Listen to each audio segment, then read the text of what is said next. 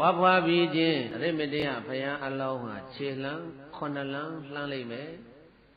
အဲ့ဒီခြေလှမ်းတိုင်းတော့အောက်မှာလည်းပဲဘုံမှာကြာပွင့်ကြီးတွေကအောက်ကနေထွက်ခံပြီးတော့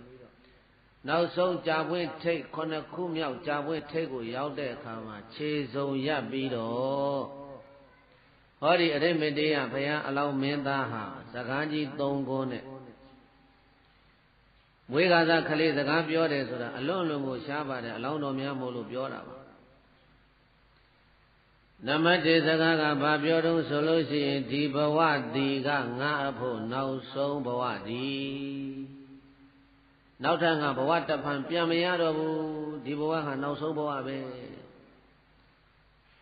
နမနေစကားကဘာပြောတယ်လဲနောက်ထပ်ဘဝဆိုတာမရှိတော့ပါဘူးနံပါတ်3အတဝတရားတွေကင်းနေဖြစ်၍ငြိမ်အေးပေလိမ့်မယ်လို့စကား3ခုအဲ့ဒီ3ခုသောစကားကိုဘုရားအလောင်းတော်ဟာအရ4မျက်နှာကိုကြည့်ပြီးတော့မွေးခြင်းလမ်းလျှောက်တယ်အဲ့ဒီစကား3ခုကိုမိန်တော်မူတယ်အဲ့ဒီဘုရားအလောင်းတော်လေးကိုနာမည်ပေးတဲ့အခါကျတော့အဇိတမင်းသားတဲ့ဗာမင်းသားတဲ့ဘုန်းကြီးတို့ပွင့်တော်မူသွားတဲ့ခောရမမြတ်စွာဘုရားရှင်ကိုတော်မြတ်အလောင်းတော်နာမည်ကသိဒ္ဓထမင်းသားဗာမင်းသား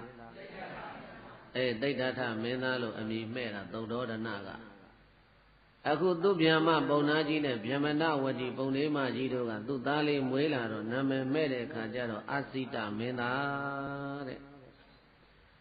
အဲ့ဒီအဇိတမင်းသားပရိသတ်တွေအသက်ရွယ်ကြီးလာလို့အချိန်တန်းအရွယ်ရောက်လူလာမြောက်လာတဲ့အခါမှာလောကစည်းစိမ်တွေခံစားဖို့အတွက်တဲ့လူတွေမျက်စိနဲ့ကြည့်ရင်မျက်စိတွေကျိန်းစနေအောင်အယောင်နေတလဲလဲနဲ့ထွက်နေတဲ့ပြတ်သားဆောင်ကြီး4ဆောင်ပေါ်လာရတယ်ဘယ်သူမှမတီးမဆောက်ပေးရဘဲနဲ့ပြတ်သားဆောင်ကြီး4ဆောင်တဲ့ဘုန်းကြီးတို့ပွင့်တော်မူသွားတဲ့ဂေါရမမြတ်စွာဘုရားကပြတ်သားဆောင်3ဆောင်ဘယ်နဲ့ဆောင်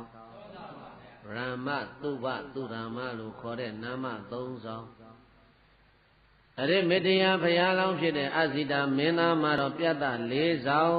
တဲ့တစ်ဆောင်မှာပရိဘောကအ3ဆောင်အပြည့်စုံပါတဲ့ပြတ်သား4ဆောင်မှာတစ်ဆောင်လည်းရင်ပရိဘောက3ဆောင်နေအပြည့်စုံပါတဲ့တိုက်ခန်းပေါင်းက9000စီပါတယ်ဘလောက်တောင်ကြီးကျယ်တဲ့ကုသိုလ်ကောင်းမှုတွေပြုလုပ်ခဲ့တုံးဆိုတော့ဒီအရိမတေယဘုရားလောင်းဟာ